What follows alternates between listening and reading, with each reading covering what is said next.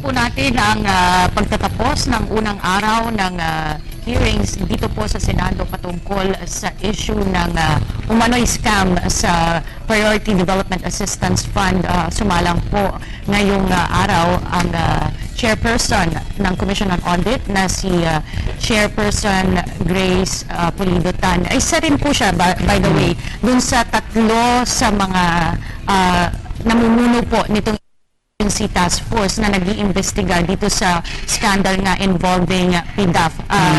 Isa po si Chairman Tan, kasama po dyan si DOJ Secretary Laila De Lima at si Ombudsman Conchita Carpio Morales. At pinangunahan itong hearing na ito ng Chairman ng Blue Ribbon Committee na si Senator T.G. Ginggona at sa kanyang opening statement, kanyang binahagi na ang magiging goal or objective nitong pagdinig na ito na magiging every Thursday ang schedule ay hanapin ang katotohanan. Pangalawa, hanapin ang pamamaraan kung paano maprotektahan ang pera ng bayan. At pangatlo, siyempre na mapanagot ang dapat managot dito sa anomalyang ito. Pero Mark, bago nag-umpisa yung hearing, nagpa-excuse si Senador Jinggoy Estrada dahilan na rin ayaw niyang mataint yung investigasyon dahil nga ilang beses na pong lumabas sa mga reports nung pumutok itong isyong ito ang kanyang pangalan at nabanggit din ang kanyang pangalan dun sa report na rin ng COA. So he doesn't want his presence there to taint and give color to the investigation. A speech or an opening statement, pagkatapos po magbigay ng opening statement ng chairman, nagsalita po si Senator Jinggoy bago po siya lumabas from the hearing. At sinabi lang niya na committed pa rin po daw siya na labanan yung katiwalian sa gobyerno at nanguna nga daw po siya sa ibang mga issue. Kaya, pero itong prosesong ito ang ibang-iba kumpara sa ibang issues na yan. At nagsalaysay nga ng kanyang findings ng COA, itong si Chairman Pulido Tan. At ilan sa mga lumabas sa investigasyon ay may mga foundation na kulang-kulang ang papeles, hindi nasa given address itong mga foundation na to. Isa sa mga napaka-striking na picture na nakita natin dun sa PowerPoint presentation, Mark, yung parang shanty yata yun, o isang dilapidated na bahay. Isa po yun dun sa mga nakalagay sa papeles na isinumite sa COA na tumanggap nitong PDAF. At hindi nga po yun, yung talagang address nitong sinasabing isa sa mga foundation. Well, aside from yung physical office, na hindi matunton o hindi angkop sa isang NGO na humahawak ng ganun kalaki. Gusto ko itanong, kasama pa rin natin si Atienza. Gusto ko itanong kay Attorney JJ. Lumabas kasi doon sa report ng COA, Attorney JJ, na merong gamit ng authority to print receipts na common sa several NGO. Pakipaliwanag kung ano ang implikasyon nito doon sa investigasyong ginagawa. Ang implikasyon na ito, Attorney Mark, is yung ayaw naman nating magbigay ng konklusyon para dun sa mga nag-iimbestiga nito. Pero common sense and logic tells us kung iisa lang ang resibo nitong mga organisasyon na ito, hindi ba't iisa lang din naman ang nagpapatakbo kung gayon? Dahil dapat kasi isang resibo, isang entity. Dahil yan dapat ay nakarehistro sa iba-ibang ahensya ng gobyerno upang magkaroon ng check and balance o regulation na maayos. Subalit, anong i-regulate mo sa several offices na gumagamit ng iisang resibo? It only tells us one thing. May kasunduan sila na gamitin ito. Isa pa rin, Attorney JJ, na lumabas dito sa naging testigo ni Chairman Tan, ay yung letter ng ilan sa mga senador. Let's name names. Sabi nga ni Senador T.G. Ginggona, si Senador Estrada, Jinggoy, Senador Revilla at Senador Enrile. Tatlo sa mga senador na ito ay nagbigay ng letter. At tila ang laman nun ay pina-follow up yung release ng SARO. Is this usually done, Attorney, pagdating sa mga ganitong proseso ng pagre-release ng PDAF? Okay lang namang mag-follow up ka kung meron kang mga hinihinging sa isang proseso, no? Lalo na kung kinakailangan na or emergency na. Pero kahit tandaan natin that this is the PDAF that we are talking about, which is supposed to be for priority development. Now, sabihin natin priority development, i-follow up mo, let's say, kailangan na ba yung tulay na yan, yung hospital na yan, yung gamot na yan, yung fertilizer na yan, okay lang. Pero ang nakapagtataka is yung kasama sa pag-follow up ay ang pag-designate ng tao na hindi rin naman galing sa implementing agency na inaasahan nating gobyerno, ahensya ng gobyerno, bagkus isang NGO. Which, What struck me though, itong sa mga revelations sa araw na ito, walang bago eh. Except that, yung depensa kasi ng ilang mga senador ay hindi nila itong mga NGO na ito at wala silang kinalaman dito at hindi nila alam whether bulgus itong mga existence na ito o talagang lehitimo. And yet, ang revelation ng COA ngayon na sila mismo ang nag-name ng NGO kung saan dapat ibigay yung kanilang PDAF allocation at merong letter. Sa tingin ba, Attorney JJ, yung mga ebidensya na yun will stand in court or sapat or malakas na ebidensya para patunayan? well, ayaw naman natin silang pangunahan, no? Pero tandaan natin, sinasabi nga, the evidence speak for themselves. So, tignan natin kung paano ito magagamit upang matunto natin yung punot dulo ng kaguluhang ito. On the other hand, no, yung mga pinirmahan nilang dokumento would only show na hindi totoo yung sinasabi nila, hindi nila kakilala itong mga to. By the mere fact na minention nila ito expressly, they know for a fact that it exists. So, it is already beyond us and we leave it up to the investigators to see whether they personally know the people behind it or simply meron lang talaga mga papeles na pinakita na valid ang mga NGOs na ito. Yung confirmation ng signatures, Kathy. Oo. Kasi yung tinanong nitong huli, kung kailan ni Senator Grace po, kung kailan kinuha yung confirmation, and these were obtained before the Napoles incident came out. Ito ba ay confirmation doon sa sulat? Ito ba ay confirmation doon sa... Anong klaseng confirmation itong ibinigay nila? Pag sinabi mo bang, pirma ko yan, oo, akin yan.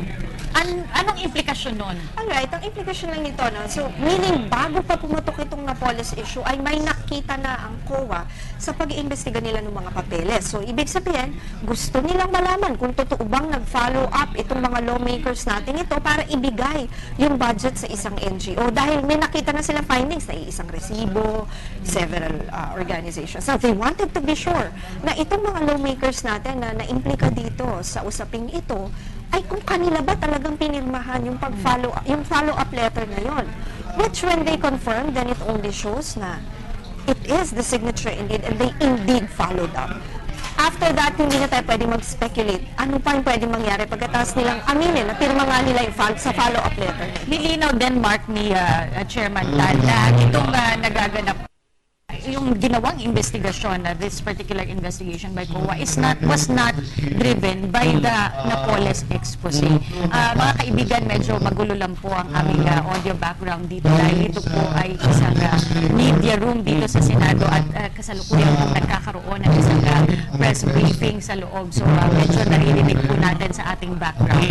At ang isa pang nabanggit na Attorney JJ ay yung distinction between yung senador mismo ang nagsulat ng confirmation o senador mismo ang pumirma ng mga sulat at yung nag-nominate siya ng kanyang staff. Ano ang epekto nito dun sa pananagutan ng isang senador kung staff nga lang niya ang nag-confirm or nag-transact on his behalf?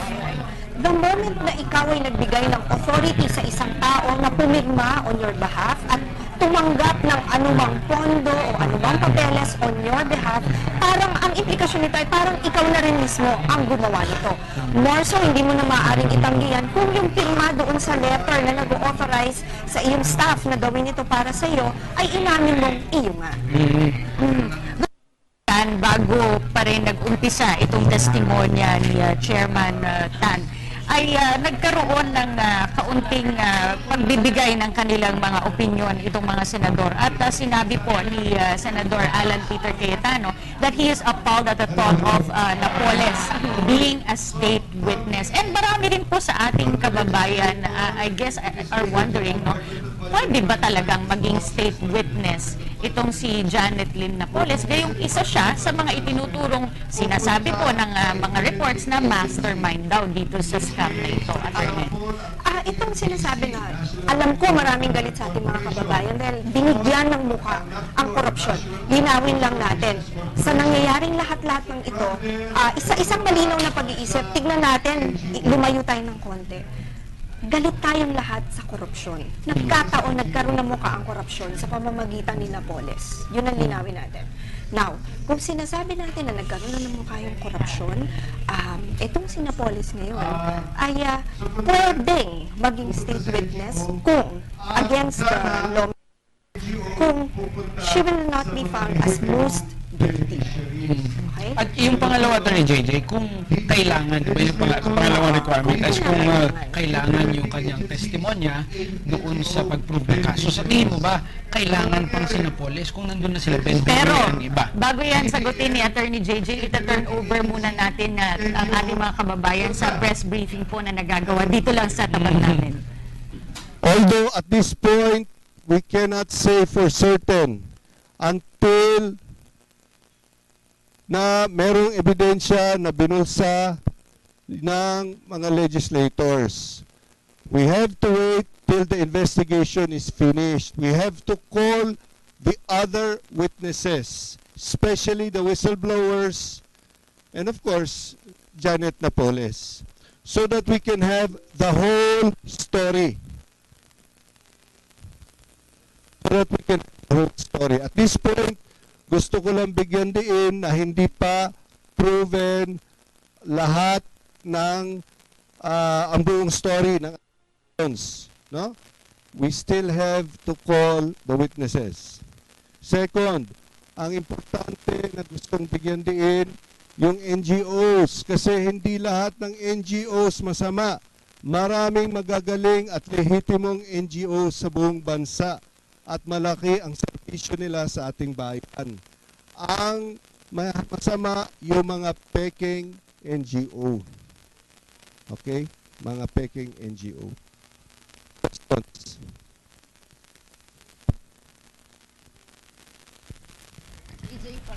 For now, we will continue with the COA and then we will call on the Department of Budget and Management. Kasi doon pa tayo, binubuo pa natin yung storya nung flow ng pera.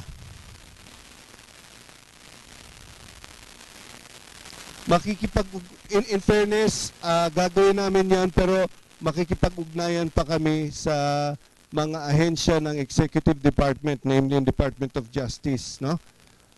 So hindi ko masasabi kung kailan sapagkat makikipag-ugnayan pa kami.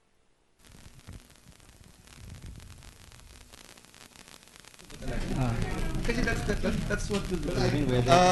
We will evaluate that. We will evaluate that. And right along your line Para of livelihood and Papasagutin natin sila. Hindi ako dapat sumagot yun, pero sila ang dapat sumagot nun. Ano? Bakit iba yung ibang figures ng DBM, iba yung figures ng COA? Magandang tanong yan, lehitimong tanong yan, importante para malaman ng taong bayan kung ano ba talaga. And I think, so that's why it's important that the DBM be present at the next hearing.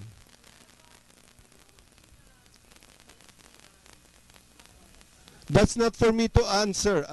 That's for the Department of Justice to answer. I think sila ang best equipped to answer that.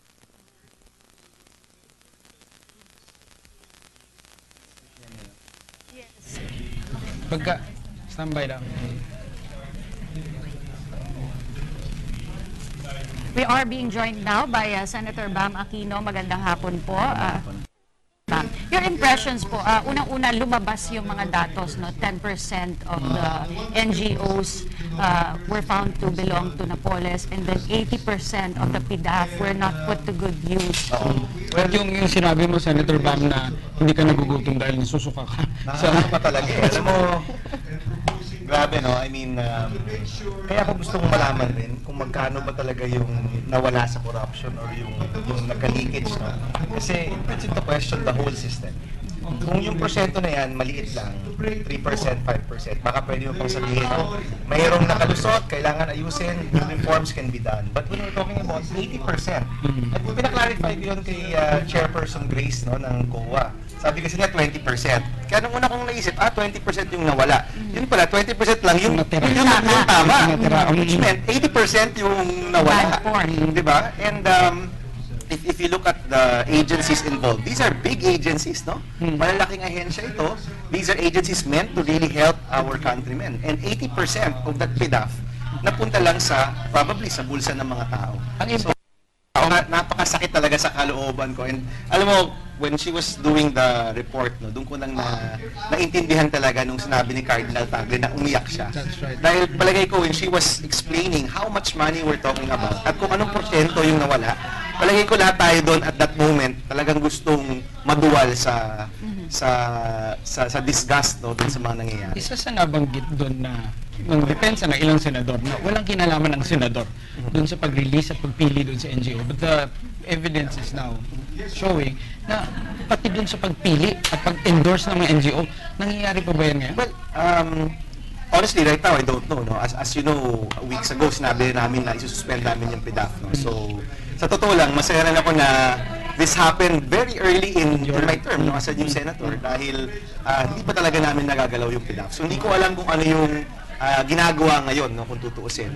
But if you look at the money that was spent, at yung the fact na yung mga address pagpunta mo doon, barong-barong na Sari-sari store. sari-sari store, di ba? I mean, at the minimum, the senators are responsible for that money. Kasi nakapangalan sa'yo yun yun ang PDAF mo. So, ibig sabihin niya, naka-allocate din sa'yo, you chose who to give it to. Ibang usapan pa siguro kung binulsa mo yun o hindi. That's something that the DOJ and the Ombudsman and the whistleblowers and maybe even Napoles will talk about eventually. But the mere fact na yung PDAF mo nawala sa talagang napunta sa wala, you're responsible for that. No? Responsable ka pa rin doon. Senator Aquino, bilang bagong senador po, kasamahan niyo po yung ilang beses na Yes. nababanggit dito sa COA report. How do you deal with this? Because you will be working with them for the next 3 or 6 years. Many of them have said that they're willing to face the charges, no, or face the questions, answer the questions kapag tinatanong sila. And I hope that they do. Again, madali manghusga. But the job of filing charges is the job of our Justice Department, no, and the Ombudsman, kasi government officials kami. So papayagan natin sila to be independent, do what they need to do. While dito naman, I hope that the senators who are implicated take the time to really talk to the media and talk to the public to try to... I think at the minimum, they need to explain kung bakit nga napili nila yung mga NGOs na napatunayang peke. You mentioned yung parallel investigation, Senator Aquino. At anong tingin mo ang pinaka-realistic na magiging objective nitong hearing nito? Kung meron ng interagency investigation, there are cases pending and there will be cases filed soon, anong sa tingin mo ang pwedeng kalalabasan nitong maganda? Well, I think as long as the charges haven't been filed on anyone, even Napoles, no? Kasi si Napoles naman yung charge na yun sa illegal detention, hindi pa sa corruption, di ba? Or plunder, no? Currently, na wala pang mga charges na pinafile, I think these hearings will be important to bring out the truth. No? Malaman ng tao bayan, ano ba talaga yung nangyari. Pero pag nag-file ng charges, I guess we'll have to ask ourselves kung kinakailangan pang ituloy itong Blue Ribbon hearings or not. At pangalawa, kung gusto talaga nating itodo ito, this might morph into the discussions on whether to abolish the PDAF or not. Of course, this investigation is just a part of the administration and the government's drive against corruption. Ano sa tingin mo, what can be done next to improve this drive? Well, i-systematize natin yung in the same way na ginawang sistema ni Napoles yung pangurakot at talagang grabe yung kanyang mga galamay, no? Kung tutusin, merong connect sa ahensya, merong NGO, merong pang supplier, no? I mean, in the same way that she systematized how to be corrupt, we have to create systems that will stop us from being corrupt. Bilang sapat na tao, no? Kumbaga yung mga tao nagkasala, kailangan i-charge sila, but at the end of the day, the systems have to change. Yung discretionary, kailangan yung iba, kailangan mas stricto tayo sa paggastos ng pera ng bayan, kailangan mas transparent, kailangan yung taong bayan hindi rin mawalan ng energy. Kasi sabi nila, maglalari tapos mawawala. Dapat, tuloy-tuloy. If we want to be vigilant, make sure that the money goes to where it's supposed to go, tuloy-tuloy rin dapat yung kagustuhan ng tao na makita kung saan napupunta yung pera ng bayan. Pero Senator Bam, we could also swing towards the extreme na parang hindi na natin iimbitahin yung NGOs and POs to participate in governance and to cooperate with government kasi parang ganun yung nagiging impresyon ng taong bayan eh. So, sa tingin mo, ano ang pwedeng gawin para makorek yun na patuloy pa rin yung presence ng NGO community para tulungan ng gobyerno? Parang making room for the abusive ones. Oo, alam mo, galing tayo sa NGO sector, no? So masakit rin para sa maraming legitimate NGOs na kapag sinasabi ang NGO yung naging recipient ng masamang perang ito, no? marami sa mga legitimate NGOs na tatamaan din sila. And if you notice, they're quite quiet now. No? But my suggestion is, they should just continue doing their work. Because pag sabi mo namang Gawad Kalinga, Red Cross, these institutions or World Vision, these are NGOs who have been with us for decades. Maganda yung track record, gumagawa ng kabutihan. There are many community-based organizations, social enterprises, maliliit lang. Nakakasad kasi parang yung mga pangalan nila, parang yung mga pangalan ng mga nung walang Ninapolis, di ba? Parang, and it's easy to get them mixed up. Yes. But I think what they need to do is just to continue doing their service. At yung mga tao mismo, dun sa mga komunidad, na talagang tinutulungan nila, sila yung magsasabi na totoo ang servisyo pagbigay ng mga grupong ito. And ang masakit talaga kasi dito is that it's fake. I mean, talagang wala. No? And if you look at these 8, wala. Yung perang binigay dyan, and you can see, napakalalaki. Hundreds of millions na binigay. Wala kahit napunta sa anong wala. binili. Oo, no? And ito, Para ma-imagine natin, taong bayan, ang natanggal is soft trainings at natanggal ay implements or farm inputs or kits na sana maliliit.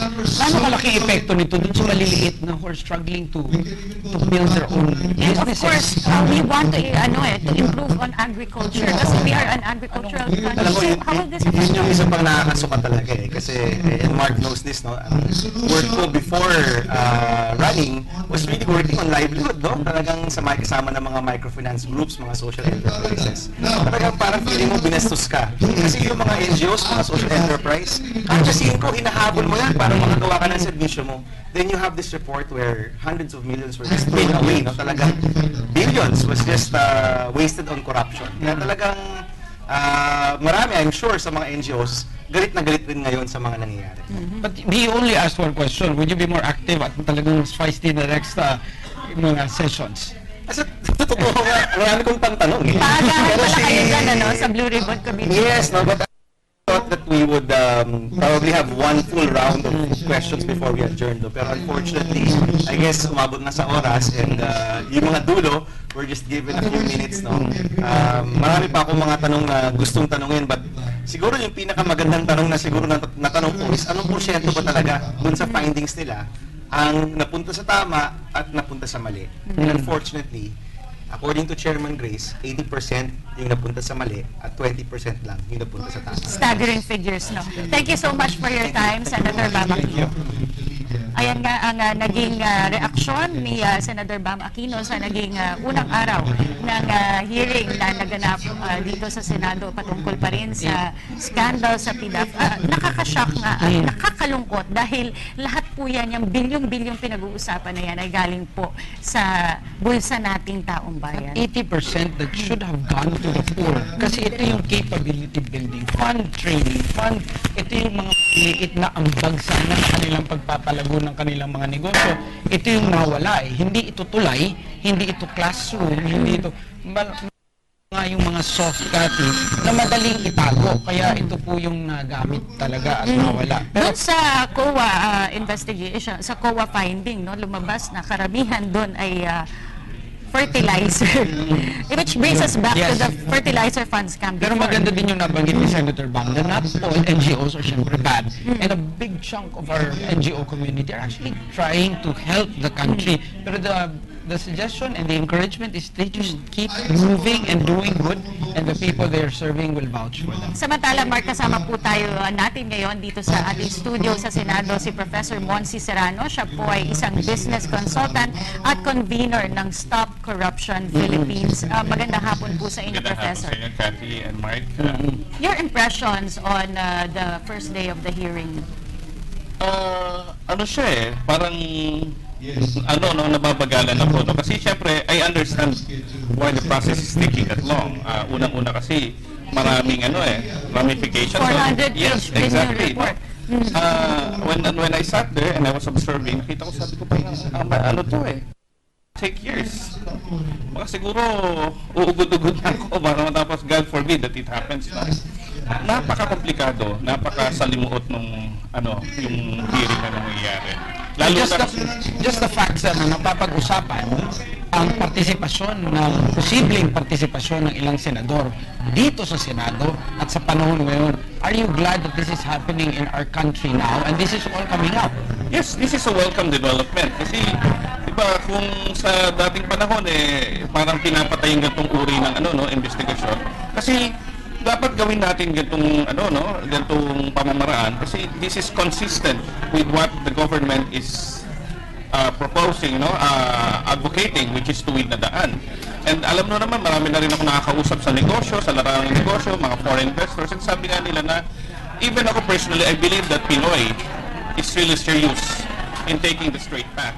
But the problem is, siyempre, may mga nakapaligid, may mga lumang sistema na nagiging embedded na sa culture ng politics dito sa Pilipinas. Professor, how does the business community view this scandal, the PDAF scandal in particular? Well, they are disgusted, no? They are very disgusted. For one, syempre nagbabayad ng buwis. Bawat isa sa atin nagbabayad tayo ng buwis, no? Hindi pa nga natin kinakaltas na para sa atin. And parang nanulungkot ang iba dahil sa ibang bansa, mararamdaman mo yung uri ng ng serbisyo na kukuha mo dahil sa mga buwis mo. Okay. Maraming salamat, Professor Monsi Serrano po from the business community. He used to work in the US and Canada at masaya siyang bumalik sa Pilipinas para tumulong sa ating paglago. Thank you very much, sir.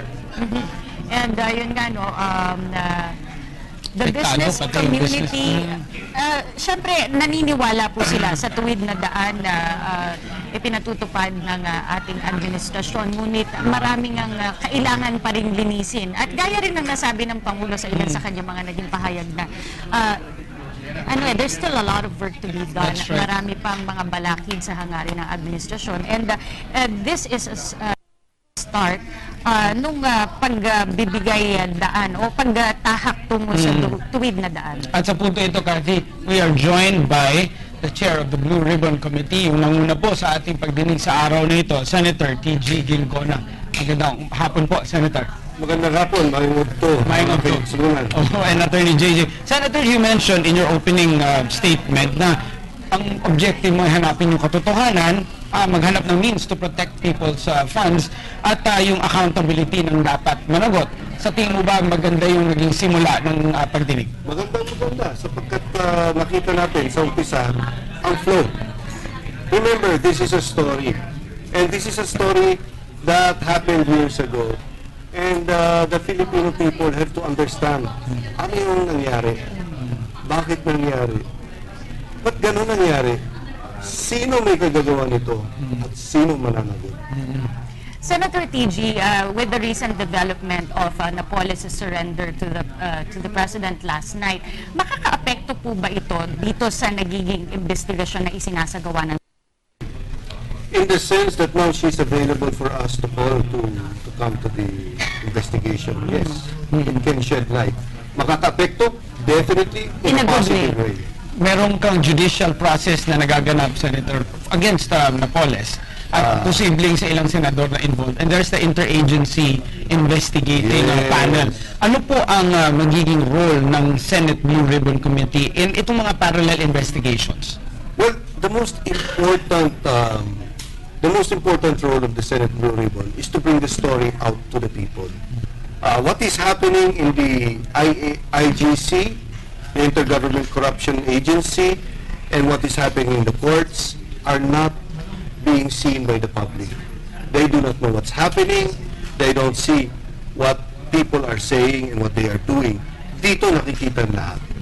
So the most important here is public service via informing the public what happened, who did it, and who should answer. Senator, I have one question for you, and I'm very, very interested to know, whatever the outcome of this investigation, and then people would realize, well, maybe we should suspend or even abolish the PDAF or the pork barrel system already.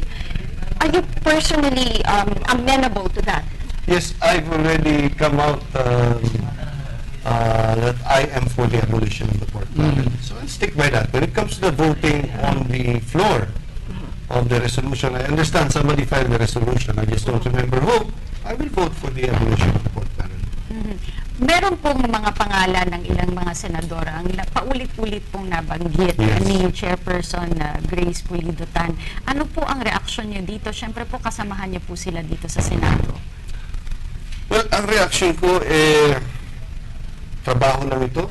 Walang personalan sapagkat ginagampanan ko lang ang trabaho at pagtiwala na binigay sa akin ng taong bayan. This is something I have to do and I will do it to the best of my ability. Kung itong mga napangalanan, Senator, choose to attend, to confront the resource persons ng committee, would you allow them to cross-examine and confront? We'll the bridge when they get there, when we get there. No? But for now, these senators have already said that they have inhibited themselves, and we will respect their decision.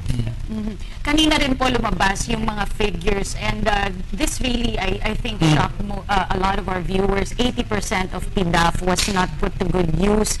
10% of the NGOs belong allegedly to Napoles. Ano pong masasabi niyo dito? Kasi billion-billion po talaga itong figures na ito. Well, you know, the COA report is that thick. It's 400 pages, and I read it once, I read it twice, and I read it thrice. And really, you're asking my opinion, that's when I got convinced, sabi ko, tigil na itong PDAF na ito. It's time to abolish the court. Itong Senator, habang lumalabas ito sa taong bayan, yung nabubuo, merong mga nagsasabing huwag nang magbayad ng buwis as a sign of protest. Meron namang ibang NGOs na medyo na-discourage dahil lihitimo silang tumutulong sa Exactly. gobyerno. So Oo. ano yung mensahe ninyo para doon sa ating taong bayan at para doon sa mga matinong NGO?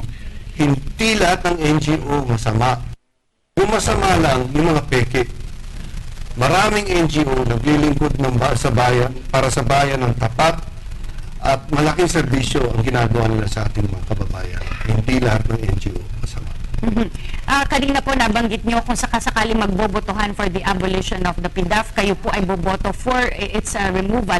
Pero majority po ng mga sa Kongreso at least, no, ang nagsasabing dapat i-retain ang PDAF. Yes, but excuse me, I can only speak for the Senate or for myself, actually. Now, so what will happen? I understand 15 senators and more are already in favor of abolishing. At 15 senators, you already have the majority. Okay? So that what will happen is the Senate can only speak for the Senate. When it comes to the House of Representatives, they have to speak for themselves. We cannot answer. But in case it's not scrapped, what do you think is a better alternative to protect at least the taxpayers' money? If it's not scrapped, then very, very stringent requirements. Higpitan ng gusto. Yung mga procedure, higpitan ng gusto. Dito natin nakikita, Senator, na dapat papunta sa training, dapat papunta sa implements and inputs na para sa ating maliliit na kababayan. Yung nabanggit ni Presidente na kung walang corrupt, walang mahirap, nagiging real sa ating taong bayan ngayon. Gaano kalaking epekto sa poverty figures natin itong PDAF? You know, malaking epekto talaga sapagkat pera ito na pumunta sa ibang bulsa. Pera ito na sana pumunta para sa bahay, sa edukasyon. And we all know kung gaano kahirap, lalong-lalo na mga kaibigan natin, mga kababayan natin sa Luzon, sa Visayas, sa Mindanao. No?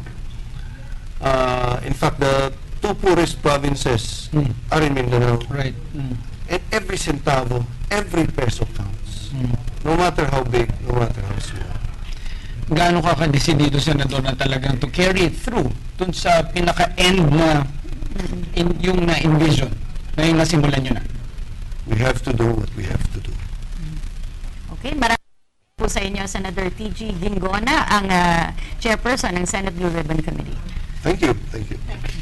Ang committee ito is under his leadership at we can only pray for him and sana may wisdom yung ating mga senador sa kanilang pagtatanong at yung mga resource persons ay talagang maging matapat sa kanilang sinumpaan na to tell the truth, JJ. That's what I admire about this whole investigation. People are starting really to come out, and these are not ordinary people who have their own agenda. Yung sa kanila, sawang-sawa na sa korupsyon, sawang-sawa na sa nakikitang kahirapan. And people are already coming out. At dito natin napatunayan na totoo kung wala talagang corrupt, wala talagang mahirap. Pero ang nakakatuwa and what's really commendable is kahit sa sarili nilang peers, the lawmakers who are also tired of all these things are willing to investigate and see it. Wala nang takipan. Sabi nga trabaho lang, walang Trabaho lang. personalan, That's sabi ni right. Senador Dingona. At dito din sa inyong telebisyon, ang Bayan, wala din pong takipan. We're bringing this to you live, and you watched it from simula, to the end, at sana lang na-appreciate ninyo ang effort ng inyong telebisyon. As far as I know, kami po lang ang stasyon ng telebisyon na meron pong set up dito mula sa loob ng Senado at binibigay po sa inyo buong buo itong hearing na isinasagawa po ng Senate Blue Ribbon Committee. Magbabalik po kami Yes, next Thursday. sa susunod na Thursday para ibigay po sa inyo ang buong trial patungkol po dito, hearing patungkol po dito sa PDAP scam. Pasalamat lang tayo kay Atty. JJ, of course. Salamat din po. It's an honor to be here. Professor Monsi Serrano, and earlier si Professor Mon Casiple. Mon Casiple na nagsimula nitong coverage na ito. At magpapasalamat din po kami sa Senate PRIB para po sa kanilang pagbibigay assistance at tulong dito sa amin sa loob ng sa aming setup dito sa loob ng Senado. At yung taong bayan po talaga ang nagtulak sa inyong telebisyon ng bayan na dalhin sa inyo ito live. Nararamdaman po ng taong bayan ng inyong telebisyon yung sentiments sa Facebook, sa Twitter, kaya nga po buong buo po natin ihahatid ito. Until next Thursday. Gaya ng panawagan po ng mga senador, wag po tayong bibitiw, tayong taong bayan, maging mapagmatsyag po tayo. Magkita-kita po muli tayo sa susunod na Huwebes. Dito pa rin po mula sa Senado. Muli ako si Cathy San Gabriel. At ako po si Attorney Mark Castrodes, at on behalf of the whole team, magbabalik po tayo. Maraming salamat at mabuhay Pilipinas.